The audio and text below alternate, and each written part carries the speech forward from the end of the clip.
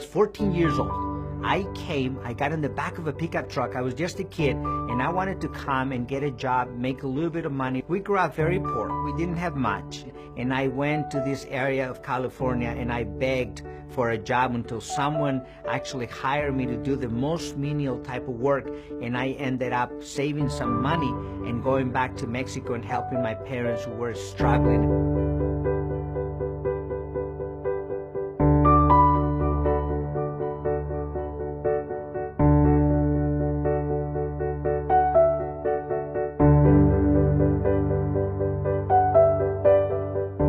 I would say that it was probably one of the most formative and magical times in my life. What I remember learning the most, the extraordinary work ethic that they had and the passion, and how thankful, how grateful they were to the United States for giving them a job, for allowing us to put food on the table, even though we were making at the time $3.35 an hour for extraordinarily difficult work, but we were all happy to be there.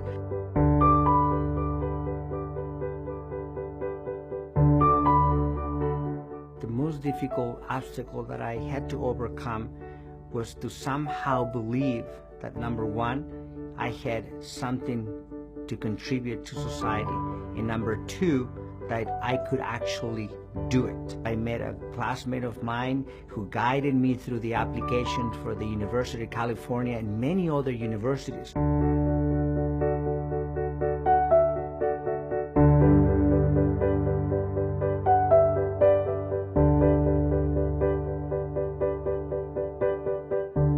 I do anywhere between 200 to 300 brain surgeries a year. I am in my 12th year, so over 2,500 brain surgeries that I have done. And so I always think about it as being over 3,000 times that patients have given me a gift. My greatest accomplishment, it has been very simply being able to connect the laboratory and the operating room as with one bridge that allows us to learn from that patient, that allows us to give them hope. But in return, they give me the strength to keep going every single day.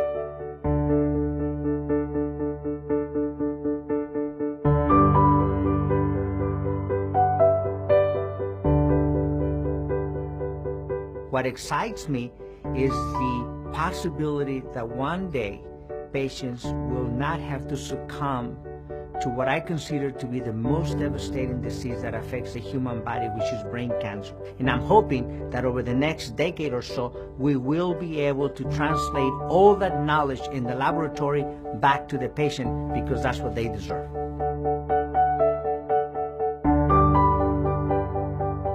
I would say that one of my favorites, as I look back, was actually picking tomatoes. I tell you why, because there were two kinds of tomatoes that I would pick. And the second type of tomato that we picked was through a machine that was an amazingly complex, what we call a tomato picker, where you would drive. And it's interesting because nowadays, when you go into the operating room and see me operate, I operate the same way. I connect with the patient with both of my hands. My feet control all kinds of microscope and spatial chairs, so I am completely connected, and I'm doing brain surgery this way. It was the similar principles that I used back then when I was picking tomato.